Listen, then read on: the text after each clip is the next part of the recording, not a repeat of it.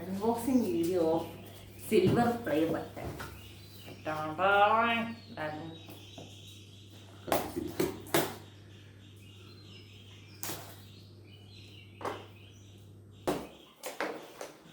This മറ്റേ പാട്ടാണ് തൂമണി തൂമണി. Congratulations on your subscriber milestone. We are honored to take part in recognizing your achievement and want to experience with your exception. Guys, എൻ്റെ വീട്ടിൽ വന്ന് YouTube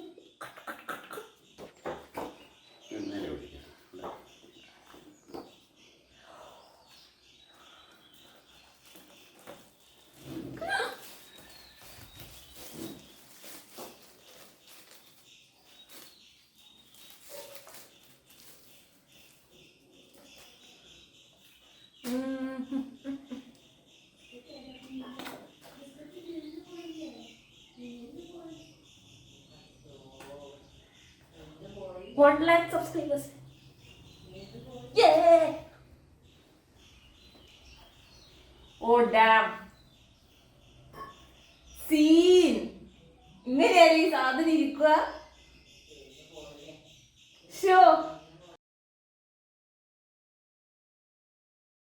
പ്രിയപ്പെട്ടവരെ, ഇതൊരു പ്രത്യേക വിഷയത്തിലുള്ള വീഡിയോ അല്ല. നിങ്ങളുടെയൊക്കെ പിന്തുണയും പ്രാർത്ഥനയും കൊണ്ട് ഈ ചാനൽ കൈവരിച്ച ഒരു നിർണായക നേട്ടത്തിലുള്ള സന്തോഷം പങ്കുവയ്ക്കുന്ന വീഡിയോ ആണ്. നിങ്ങൾ ശ്രദ്ധിച്ചിട്ടുണ്ടാകും, സയൻസ് കോർണർ ഡിസംബർ അവസാനം 1,00,000 സബ്സ്ക്രിപ്ഷൻ പിന്നിട്ടിരുന്നു. അതിനുള്ള അംഗീകാരമായി യൂട്യൂബ് നൽകുന്ന സിൽവർ പ്ലേ ബട്ടൺ അമേരിക്കയിൽ നിന്ന് കടൽ കടന്ന് എൻ്റെ കൈകളിലെത്തി.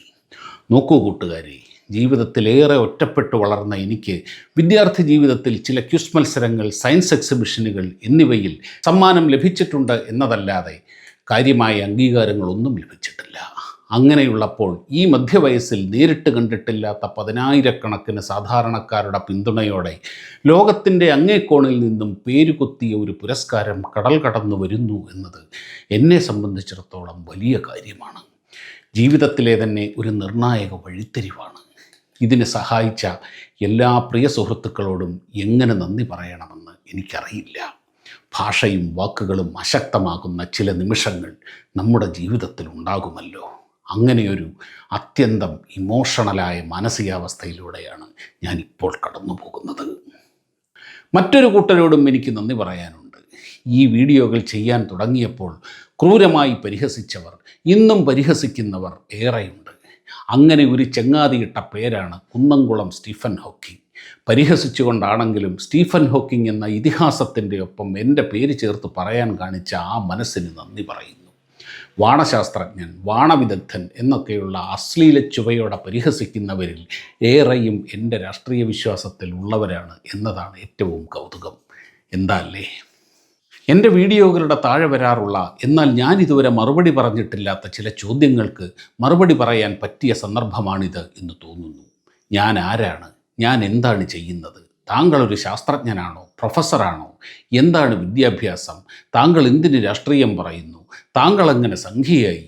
വീഡിയോ എടുക്കുന്നതും എഡിറ്റ് ചെയ്യുന്നതുമൊക്കെ എങ്ങനെയാണ്? ആരാണ് സഹായിക്കുന്നത്? എല്ലാം രസകരമായ ചോദ്യങ്ങളാണ്. ഏതാണ്ട് UP ക്ലാസ്സുകൾ മുതൽ എനിക്ക് ശാസ്ത്രത്തോട്, പ്രത്യേകിച്ച് കണക്ക്, ഫിസിക്സ് എന്നിവയോട് ഒരു പ്രത്യേക താല്പര്യം തോന്നിയിരുന്നു. അതിന് ഞാൻ കടപ്പെട്ടിരിക്കുന്നത് 7ാം ക്ലാസ്സിൽ കണക്ക് പഠിപ്പിച്ച മാത്യു സാറിനോടും ഫിസിക്സ് പഠിപ്പിച്ച ലളിതകുമാരി ടീച്ചറിനോടുമാണ്. അവരാണ് എൻ്റെ മനസ്സിൽ ശാസ്ത്രത്തിൻ്റെ കനലുകൾ ജ്വലിപ്പിച്ചത്. അവരാണ് ശാസ്ത്ര സാഹിത്യ പരിഷത്തിൻ്റെ ക്വിസ് മത്സരങ്ങളിൽ എന്നെ പങ്കെടുപ്പിച്ചത്, ആദ്യമായി അഭിനന്ദിച്ചത്, യുറീക്കയും ശാസ്ത്രകേരളവും വായിക്കാൻ പ്രേരിപ്പിച്ചത്, ഞാനെന്ന ശാസ്ത്ര വിദ്യാർത്ഥിക്ക് ജന്മം നൽകിയത്. എല്ലാ അഭിപ്രായ വ്യത്യാസങ്ങളും മാറ്റിവെച്ചുകൊണ്ട് പറയട്ടെ, എനിക്ക് ശാസ്ത്രബോധമുണ്ടായതിൻ്റെ, വളർത്തിയതിൻ്റെ ക്രെഡിറ്റ് ഞാൻ നൽകുന്നത് കേരള ശാസ്ത്ര സാഹിത്യ പരിഷത്തിന് തന്നെയാണ്. ശാസ്ത്ര സാഹിത്യ പരിഷത്തിൻ്റെ പരിപാടികൾ, പുസ്തകങ്ങൾ, മാസികകൾ, അതൊക്കെ ഒരു കാലത്ത് കേരളത്തിന് നൽകിയ സംഭാവന എന്ന് പറയുന്നത്, വൈജ്ഞാനിക മേഖലയ്ക്ക് നൽകിയ സംഭാവന എന്ന് പറയുന്നത് വളരെ വലുത് തന്നെയാണ്. അക്കാലത്തൊരിക്കൽ മാതൃഭൂമിയുടെ ഫ്രണ്ട് പേജിൽ മൂവാറ്റുപുഴയ്ക്കടുത്തുള്ള മാറാടിയിലുള്ള സാറ്റലൈറ്റ് എർത്ത് സ്റ്റേഷൻ്റെ ഒരു വാർത്ത വന്നിരുന്നു. മാനത്തെ ദൂതന് മണ്ണിലൊരു കിണ്ണം എന്നായിരുന്നു തലക്കെട്ട്. അവിടെ വെച്ചിരിക്കുന്ന പടുകൂറ്റൻ ഡിഷ് ആൻറ്റിനയായിരുന്നു ആ കിണ്ണം. അമ്മ ടീച്ചറായിരുന്ന അടിമാലി സ്കൂളിലാണ് ഞാൻ 7ലും 8ലും പഠിച്ചത്. അതുകൊണ്ട് തന്നെ ഇടയ്ക്കിടയ്ക്ക് ഈ ഭാഗത്തുകൂടി ബസ്സിൽ പോകുമ്പോൾ MC റോഡിലെ ഒരു വലിയ വളവിൻ്റെ വശത്തുള്ള ഈ സ്റ്റേഷനെയും അവിടുത്തെ ആകാശം മുട്ടുന്ന ടവറിനെയും ബഹിരാകാശത്തേക്ക് നോക്കി വാവിളർന്നു നിൽക്കുന്ന കൂറ്റൻ ഡിഷ് ആൻ്റിനയെയും അത്ഭുതത്തോടെ നോക്കുമായിരുന്നു. അവിടെ നിന്നാണ് ബഹിരാകാശം ഒരു കൗതുകമായും ആവേശമായും ഭ്രാന്തായും പാഷനായും ഇമോഷനുമായും ഒക്കെ മാറുന്നത്. അതിന്നും അങ്ങനെ തന്നെ തുടരുന്നു. ഞാൻ ഇന്ന് പറയുന്ന സ്പേസ് സയൻസിൽ ഏറെയും പഠിച്ചത് സ്കൂൾ കാലത്താണ്. അന്നൊരിക്കൽ 1985 രാകേഷ് ശർമ്മയ്ക്ക് പിന്നാലെ തിരുവനന്തപുരം VSSCയിലെ സയൻറ്റിസ്റ്റ് P. രാധാകൃഷ്ണനെ അമേരിക്കയുടെ സ്പേസ് ഷട്ടിലിൽ ബഹിരാകാശത്തേക്ക് പോകാൻ തിരഞ്ഞെടുത്തിരുന്നു. അതിന് അദ്ദേഹത്തെ അഭിനന്ദിച്ചുകൊണ്ട് ഞാനൊരു കത്തയച്ചിരുന്നു. അതിന് അദ്ദേഹം മറുപടി അയച്ചിരുന്നു. അതൊക്കെ ഒരിക്കലും മറക്കാനാവാത്ത ജീവിതത്തിലെ മയിൽപ്പീലിത്തുണ്ടുകളാണ്. പക്ഷേ സ്പേസ് ഷട്ടിൽ ചലഞ്ചർ തകർന്നത് കാരണം നാസ കുറച്ച് നാളത്തേക്ക് എല്ലാ ഷട്ടിൽ ദൗത്യങ്ങളും നിർത്തിവെച്ചു. അങ്ങനെ രാധാകൃഷ്ണൻ സാറിൻ്റെ യാത്രയും നടന്നില്ല. ഞാൻ 10ൽ പഠിക്കുമ്പോഴായിരുന്നു ഇത്. ഷട്ടിൽ തകർന്ന് 7 പേർ കൊല്ലപ്പെട്ടപ്പോൾ പൊട്ടിക്കരഞ്ഞ എന്നെ കളിയാക്കിയ വീട്ടുകാരും കൂട്ടുകാരും ഇപ്പോഴും അത് പറഞ്ഞ് പരിഹസിക്കാറുണ്ട്. കോളേജ് വിദ്യാഭ്യാസം പ്രീ ഡിഗ്രിയും ഡിഗ്രിയും പന്തളം NSS കോളേജിൽ. സ്വാഭാവികമായി എടുത്തത് കണക്കും ഫിസിക്സും ഒക്കെയുള്ള ഫസ്റ്റ് ഗ്രൂപ്പ്. ഡിഗ്രിക്ക് ഫിസിക്സും മെയിൻ. ഞാനൊരു നല്ല വിദ്യാർത്ഥി ആയിരുന്നില്ല. ഇഷ്ടമുള്ള ഫിസിക്സ്, മാത്സ് എന്നിവയൊക്കെ നന്നായി പഠിക്കും, നല്ല മാർക്കും ഉണ്ടാകും. എന്നാൽ കെമിസ്ട്രി, ഇംഗ്ലീഷ് ഒന്നും തിരിഞ്ഞു നോക്കില്ല. എങ്ങനെയും ഉരുണ്ടു പിരണ്ടി ജയിക്കും. അതുകൊണ്ട് തന്നെ ടോട്ടൽ മാർക്ക് നോക്കിയാൽ ഒരു ആവറേജ്. MSc എടുക്കുന്നത് കാൺപൂർ യൂണിവേഴ്സിറ്റിയിൽ നിന്നാണ്. ഡിഗ്രി പഠനകാലത്തും ചില മികച്ച അധ്യാപകരുണ്ടായിരുന്നു. Balakrishna Warrier sir, Vijayashankar sir, Vijayamma teacher. Vijayashankar സാറിനെ ഞാൻ ഈ അടുത്ത കാലത്തും കണ്ടിരുന്നു. കൊച്ചുകുട്ടികളെപ്പോലെ ഞങ്ങളെ സ്നേഹിച്ച അധ്യാപകരാണവർ. ശാസ്ത്രമേഖലയിൽ പരമാവധി വളരണം എന്നായിരുന്നു ആഗ്രഹം. റിസർച്ച്, സയൻറ്റിസ്റ്റ്, അങ്ങനെ. പക്ഷേ നാം ആഗ്രഹിക്കുന്ന വഴികളിലൂടെയല്ലല്ലോ ജീവിതം പോവുക. PG കഴിഞ്ഞ് അത്യാവശ്യം ട്യൂട്ടോറിയൽ കോളേജുകളിൽ പഠിപ്പിച്ചുകൊണ്ടിരുന്ന കാലത്ത് എത്രയും വേഗം ഒരു ജോലി, വരുമാനം എന്നത് അത്യാവശ്യമായ ഒരവസ്ഥയിലെത്തി. കിട്ടുന്നത് എന്ത് ജോലിയായാലും പോയേ മതിയാകൂ എന്ന നിസ്സഹായാവസ്ഥയിൽ ഒട്ടും താല്പര്യമില്ലാതെ ഒരു കമ്പനിയിൽ മെഡിക്കൽ റെപ്രസെൻറ്റേറ്റീവായി കരിയർ തുടങ്ങി. പക്ഷേ ആ കരിയറിൽ ഞാൻ സക്സസ് ആയി, നന്നായി വളർന്നു. കോഴിക്കോടേക്ക് ചേക്കേറിയ എനിക്ക് ജീവിതവും വീടും വാഹനവും എല്ലാം നൽകിയത് എൻ്റെ സെയിൽസ് കരിയറാണ്. ഒരു മിഡിൽ ക്ലാസ് മനുഷ്യൻ ആഗ്രഹിക്കുന്ന എല്ലാ സൗഭാഗ്യവും എനിക്ക് ലഭിച്ചത് ഈ കരിയറിലൂടെയാണ്. 2018 ഈ കരിയറിനോട് വിട പറയുമ്പോൾ ഞാനൊരു ഫോർച്യൂൺ 500 കമ്പനിയുടെ സോണൽ ഹെഡായിരുന്നു. ആലങ്കാരികമായി പറഞ്ഞാൽ ഇഷ്ടമില്ലാത്തൊരു പെണ്ണിനെ സാഹചര്യങ്ങളുടെ സമ്മർദ്ദം കാരണം വിവാഹം കഴിച്ച് പിന്നെ അവളെ ഇഷ്ടപ്പെട്ട് ജീവിത വിജയം നേടിയ ഒരു വ്യക്തിയെപ്പോലെയായിരുന്നു എനിക്ക് സെയിൽസ് കരിയർ. എങ്കിൽ സ്നേഹിച്ച പെണ്ണിനെ ഒരിക്കലും സ്വന്തമാക്കാൻ കഴിയാതിരുന്നിട്ടും അവൾ എന്നും ആശയും ആവേശവുമായി മനസ്സിൽ നിൽക്കുന്ന അവസ്ഥയുണ്ടല്ലോ, അതാണ് എനിക്ക് സയൻസ്.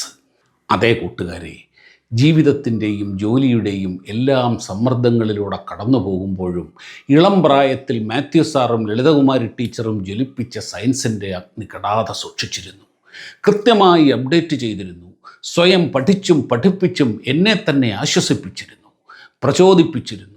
ഞാൻ പഠിച്ച ടെക്സ്റ്റ് പുസ്തകങ്ങളും നോട്ടുകളും സൂക്ഷിച്ചു വച്ചിരുന്നു, മക്കളെ പഠിപ്പിച്ചിരുന്നു. സയൻസിനോട്, പ്രത്യേകിച്ച് സ്പേസിനോടുള്ള എൻ്റെ ഈ പാഷൻ തിരിച്ചറിഞ്ഞ ചില കൂട്ടുകാരാണ് ഇങ്ങനെയൊരു ചാനലിനെക്കുറിച്ച് വർഷങ്ങൾക്ക് മുൻപ് പറഞ്ഞത്. എന്തോ അപ്പോഴൊന്നും തോന്നിയില്ല. എനിക്ക് വഴങ്ങുന്നത് വാമൊഴിയല്ല വരമൊഴിയാണ് എന്നൊരു തോന്നലുണ്ടായിരുന്നു. ധാരാളം ലേഖനങ്ങൾ എഴുതി, പുസ്തകങ്ങൾ എഴുതി, വീഡിയോ ചെയ്യാൻ ഒരു മടി. പെട്ടെന്നൊരു സുപ്രഭാതത്തിൽ 2024 ജൂണിലാണ് വീഡിയോകൾ ചെയ്യാൻ ആരംഭിച്ചത്. അത് ജീവിതത്തിലെ ഏറ്റവും വലിയൊരു വഴിത്തിരിവായിരുന്നു. പലരും ചോദിക്കുന്നു, എങ്ങനെയാണ് ഇത്ര ലളിതമായി ആർക്കും മനസ്സിലാകുന്ന രീതിയിൽ പറയുന്നതെന്ന്. നോക്കൂ കൂട്ടുകാരെ, നാം ഒരു വിഷയത്തെ എങ്ങനെ സമീപിക്കുന്നോ അങ്ങനെ നമുക്ക് മനസ്സിലാക്കാനും എക്സ്പ്രസ് ചെയ്യാനും കഴിയും.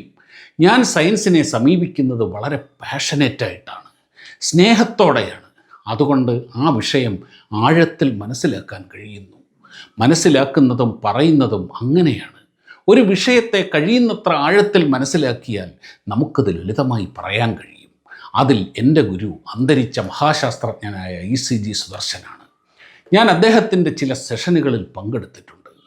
അതീവ ഗഹനമായ ക്വാണ്ടം ഫിസിക്സ്, കോസ്മോളജിയൊക്കെ മനസ്സിലാക്കി തരാൻ മുകളിൽ തിരിയുന്ന ഒരു ഫാൻ, കാറ്റത്ത് ഇളകിയാടുന്ന ഒരു ഇല, ജനലിലൂടെ കടന്നു വന്ന് ചിത്രപ്പണികൾ ചെയ്യുന്ന സൂര്യപ്രകാശം ഒക്കെ ഉദാഹരണങ്ങളാക്കിയായിരുന്നു അദ്ദേഹം ചെയ്തിരുന്നത്. അദ്ദേഹത്തിന് അത് മതിയായിരുന്നു. അന്തം വിട്ടിരുന്നു പോയിട്ടുണ്ട്. അത്രയുള്ളൂ കൂട്ടുകാരെ ഇത്. ആദ്യമൊക്കെ വീഡിയോ എടുത്തിരുന്നത് പ്രസംഗിക്കുന്നത് പോലെ എക്സ്റ്റംബറായിട്ടാണ്. അപ്പോൾ പല പ്രശ്നങ്ങൾ, പറയാൻ ഉദ്ദേശിച്ച പലതും വിട്ടുപോകും, അത് വീണ്ടും എടുക്കണം, വാചകങ്ങളുടെ ഇടയിൽ അനാവശ്യമായ ഗ്യാപ്പുകൾ, ആവർത്തനങ്ങൾ, എഡിറ്റ് ചെയ്യുമ്പോൾ വലിയ ബുദ്ധിമുട്ട്. ഒരു വീഡിയോ എടുക്കാൻ അരമണിക്കൂർ മതിയെങ്കിൽ എഡിറ്റ് ചെയ്യാൻ കുറഞ്ഞത് 2 ദിവസം വേണം. എന്നാലും തൃപ്തിയാവില്ല. പിന്നീട് ഒരു പ്രോംപ്റ്റർ വാങ്ങി. വീഡിയോയുടെ സ്ക്രിപ്റ്റ് ഞാൻ തന്നെ എഴുതി വായിച്ചുറപ്പിച്ച് തിരുത്തി പ്രോംപ്റ്ററിലിട്ട് വായിക്കുകയാണ് ഇപ്പോൾ ചെയ്യുന്നത്. സ്ക്രിപ്റ്റ് എഴുതുന്നത് ഞാൻ തന്നെ ആയതുകൊണ്ട് ഭാഷ, ശൈലി എല്ലാം അങ്ങനെ തന്നെ ഉണ്ടാകും. ഈ സ്ക്രിപ്റ്റുകൾ സൂക്ഷിച്ചു വയ്ക്കാം. ഇതിൽ തിരഞ്ഞെടുത്ത ചിലത് ഉടനെ പുസ്തകമായി വരും. വീഡിയോ എടുക്കുന്നത് എൻ്റെ ഫോണിൽ തന്നെയാണ്. സ്ക്രിപ്റ്റിങ്, ഷൂട്ടിങ്, എഡിറ്റിങ് എല്ലാം ഞാൻ തന്നെ. എഡിറ്റിംഗ് എല്ലാം യൂട്യൂബ് നോക്കി പഠിച്ചതാണ്. അതിൻ്റേതായ ഒരു അമച്വർ സ്വഭാവം വീഡിയോകൾക്കുണ്ട്. അതായത് കഥ, തിരക്കഥ, സംഭാഷണം, സംവിധാനം, ഹീറോ, ഹീറോയിൻ, വില്ലൻ എല്ലാം ഈ ഞാൻ തന്നെയാണ്. ഏറ്റവും കൂടുതൽ വരുന്ന ചോദ്യം, ഞാൻ എങ്ങനെ സംഖ്യയായി?